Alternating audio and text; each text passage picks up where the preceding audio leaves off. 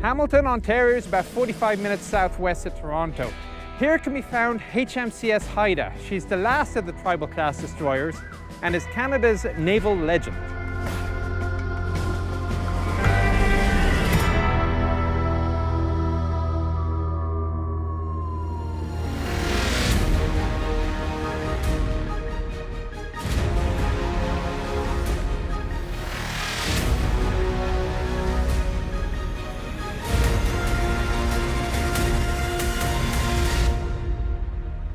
If you had asked a Canadian at the beginning of the 20th century to tell you about their country's navy, which has more than 240,000 kilometers of coastline, their answer would probably be no longer than this sentence. At that time, Canada was a dominion of the British Empire, and the defense of its sea borders was entirely under the authority of Whitehall. The Canadian Navy didn't exist until 1910. Okay, and then the First World War, we had two old retired cruisers from the Royal Navy, but they did nothing. They just served as depot ships, basically. And a lot of it was, did we even have to have a Navy in the first place? And there was a big problem with the whole defense actually in the 30s. Do we even need it? And there wasn't really a goal, wasn't a need seen for the Canadian Navy.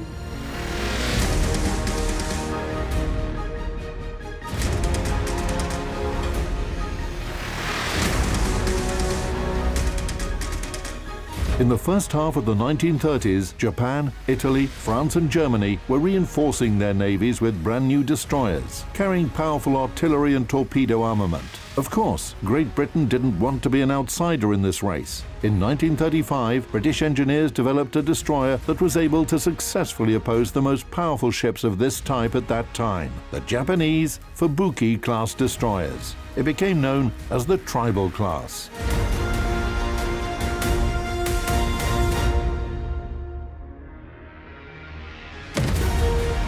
As soon as the Royal Navy received 16 tribals, British dominions expressed their desire to obtain the newest destroyers as quickly as possible, because the drums of the European war were already heard across the oceans. Canada mobilized.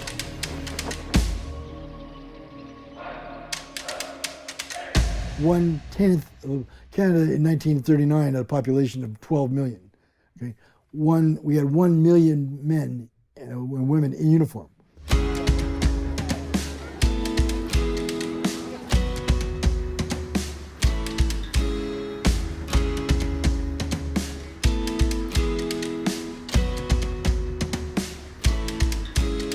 All of those people were volunteers. All the Canadian combatants were volunteers. So when you see those war graves in Normandy and in Amsterdam, in Holland, or whatever, or in Italy, those people were all volunteers.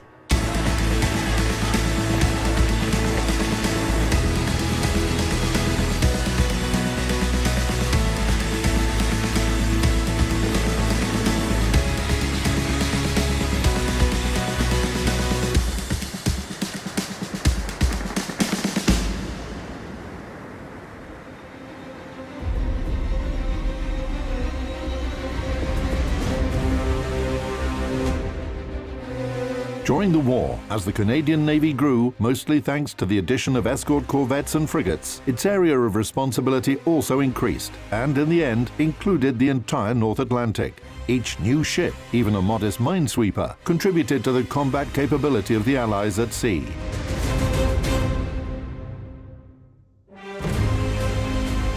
Destroyer Haida was laid down at the end of September of 1941 at a British Vickers Armstrong shipyard. The ship was commissioned 2 years later and was assigned to the Metropolitan Fleet.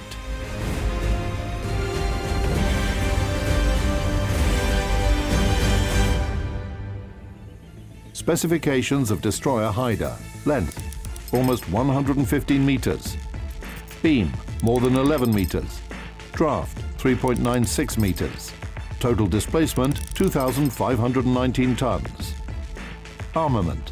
Primary armament. 6 Mark 12 guns installed in 3 twin turrets.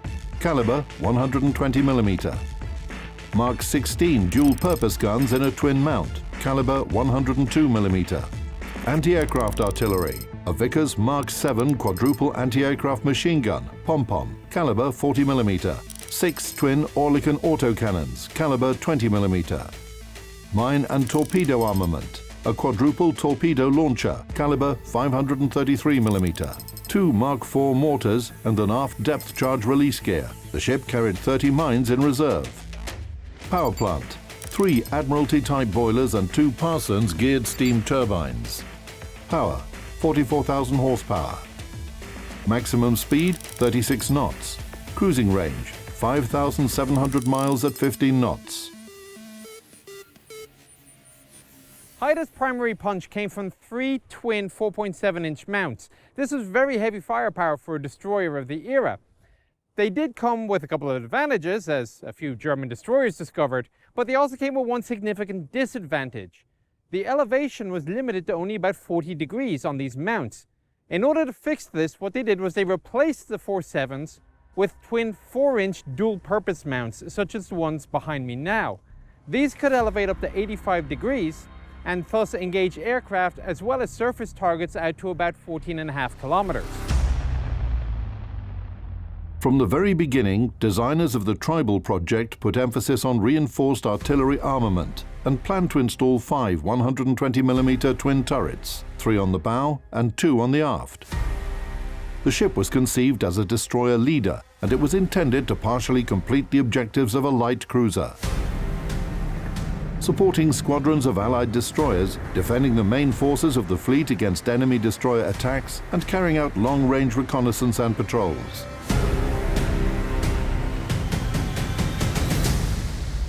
One of the controversial design decisions when they were creating the Tribals was that they decided to reduce the torpedo complement in favor of the gun batteries.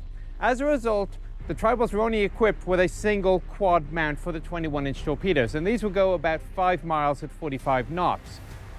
The theory was that ordinarily the torpedo would be the main armament of a destroyer to sink ships, but it turns out in practice, Haida's kills were all done with gunfire.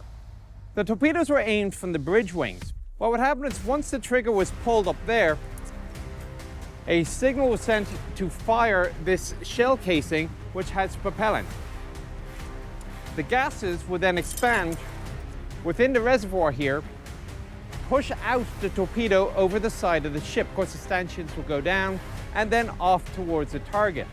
And each torpedo tube is labeled with a letter. And what you do is you always fire the aft torpedo first, because as the destroyer is moving, you want to make sure that they don't hit each other.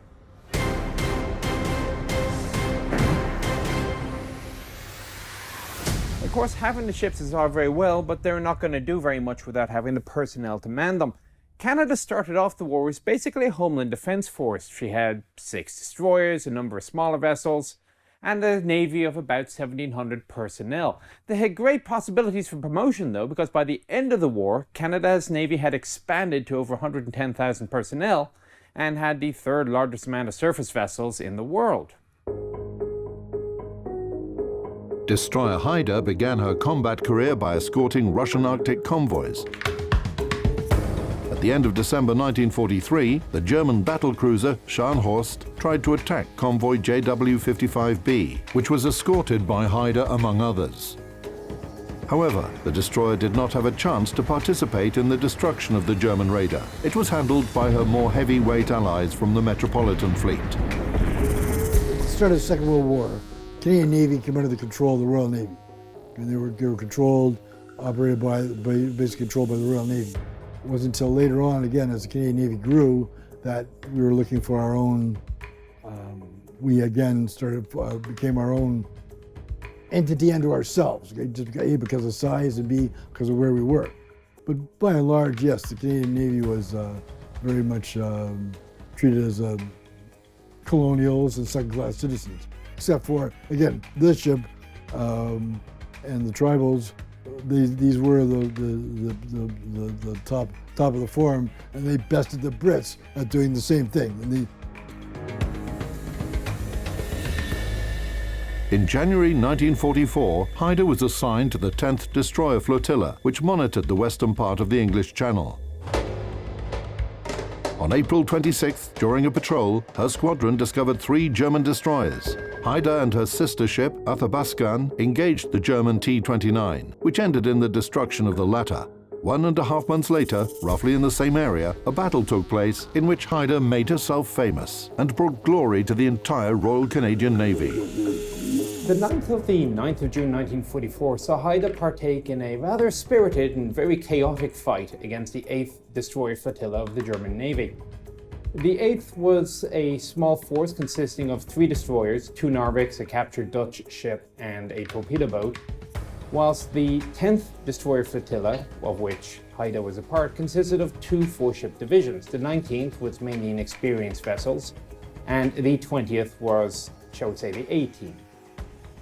They had been told to intercept a German force which was known to be approaching the western approaches of the English Channel. And sure enough, contact was made at about 7 miles.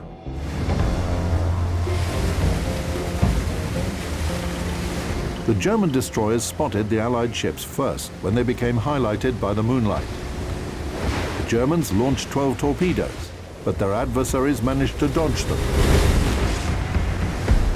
An artillery battle broke out, and the Allies had total fire superiority. Haida and Huron concentrated fire on Z-24 and quickly achieved success. Almost the entire above-water part of the ship was destroyed and set ablaze. The enemy attempted to flee under the cover of a smokescreen. The flagship Z-32 continued fighting against Tartar and Ashanti on her own and took 3 hits. Z-32 turned right to put some distance between her and the Allies. Ashanti rushed after her. At this moment, the damaged ZH-1 became visible in the dissipating smoke. Her artillery quickly opened fire on Tartar, but Ashanti arrived in time and torpedoed the motionless ship. The torpedo explosion tore the ZH-1's bow away. Ashanti kept firing on the German destroyer. At 2:40, ZH-1 exploded and sank. Later that night, Canadian destroyers were sweeping the area and stumbled across the heavily damaged Z-32.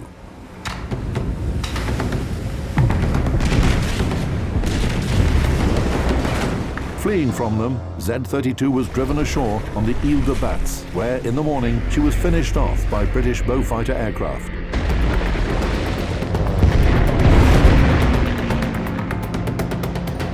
The Allies managed to destroy 2 German destroyers and damage 2 more.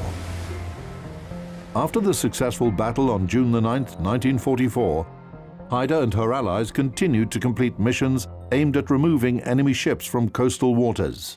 During the fighting in the English Channel, Haida had a couple of advantages called radar. In fact, she had 3 of them. She had firstly a gunnery radar. This was accurate enough to spot fall of shot, both outbound and inbound, much to the consternation of the operators. She had warning combined, which is a fairly reliable radar, although it was well known to the Germans, and so the British and Canadians didn't like to use it unless contact was joined. And finally, she had warning surface, which was a pretty reliable radar, which would detect a destroyer-sized target at about 9 miles. All of these would prove vital in the night fighting in the English Channel. Despite the fact that the German surface fleet was virtually non-existent by the end of June 1944, the naval war went on. The more success the Allies achieved in the land operations, the more desperately and fiercely German submarines opposed them at sea. The time-honored method of dealing with an enemy submarine will be the depth charge, usually mounted on rails at the stern of the ship or maybe fired off the side with K-guns. The problem was that in order to hit your target, you had to go directly over it, which meant A, that you lost contact, and B, you actually had to be accurate enough to do it. The end replacement of it, however, was the squid mortar. Haida received her squids in the 1950s update. They replaced both the depth charge rails and the aft gun. Now, the advantage of squid was it was adjustable in range. No longer did you have to ride over your target in order to sink it. And they were fired automatically by means of a simple electrical connection attached to the sonar system inside the ship. Haida has a U-boat kill to her credit, U-971 in 1944, as Haida was protecting the western approaches to the English Channel during the invasion of France. Overall, the Royal Canadian Navy developed a reputation for ASW excellence. They sank about 30 U-boats, and in the post-war period, they became the de facto ASW force for NATO. During World War II, the number of people in the Canadian Navy grew almost 70 times. And in all those years, Canadian sailors developed their own understanding of naval service, which was slightly different from the traditions of the British Royal Navy. An interesting event in Canadian naval history happened in 1949 with what are known as the Canadian Mutinies. The word is a little bit strong for what happened, not least because the captain of Athabaskan accidentally on purpose left his cover on top of the written list of demands from the junior sailors, so he never officially saw anything. This happened on a couple of ships about the same time, not Haida, it should be noted, and what it really was more of a sit-down protest pending an airing of grievances. And this came down to something of a cultural difference between North Americans and people from England. Where North American people, we tend to be a little bit more independent, shall we say. We like to know why we're doing it. We like to have a little bit more consideration, shall we say, from up above, instead of simply being told you're going to do this when, like it or lump it. The officers were more steeped in the tradition of the Royal Navy, the British Navy, which perhaps was a little bit more autocratic. The end result of this, it all worked out fairly well, is that the Canadian Navy developed new policies which took greater concern of the requirements, shall we say, of the junior enlisted sailors. Some people in the Canadian government believed that this incident was inspired by communist ideas, but this opinion was completely unjustified. Moreover, the destroyer was soon sent to Southeast Asia to fight against the Red Menace. Again, the ship was converted to the way it is now. The armament was all changed, upgraded in 1951. And this is the way the ship was when it went to Korea in 1952. And that's where Haida became famous when it joined what they call the Train Busters Club. And this was a method of trying to destroy North Korean trains that ran along the coast at night. And it ran at night, figuring they couldn't be seen. So they ran it became a contest invented by the U.S. Navy to see if they could destroy these trains. It became a train buster. In the history of the Train Busters Club, there were 25 trains destroyed. Haida is second in train busting with 2.5.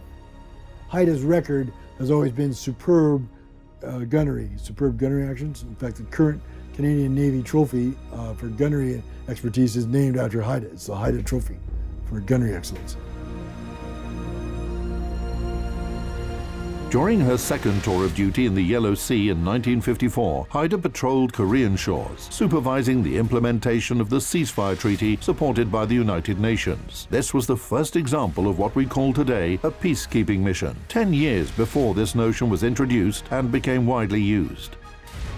Haida reprised this role during the Suez Crisis of 1956.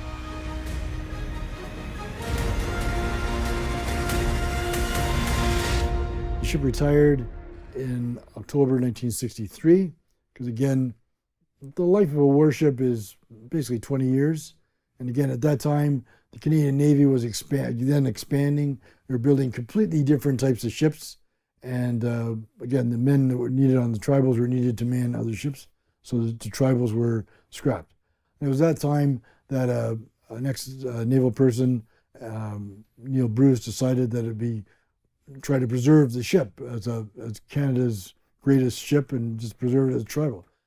And they were successful in that. An organization was formed, Haida Incorporated, and they acquired the ship from Crown Assets in 1964. They bought it for a huge sum at that time, $20,000.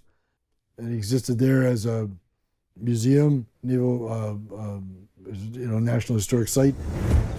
If you asked a Canadian today to tell you about their country's Navy, which has more than 240,000 kilometers of coastline, then you would definitely hear a long story full of brilliant victories and heroic names. Especially Haida, a destroyer of the Royal Canadian Navy.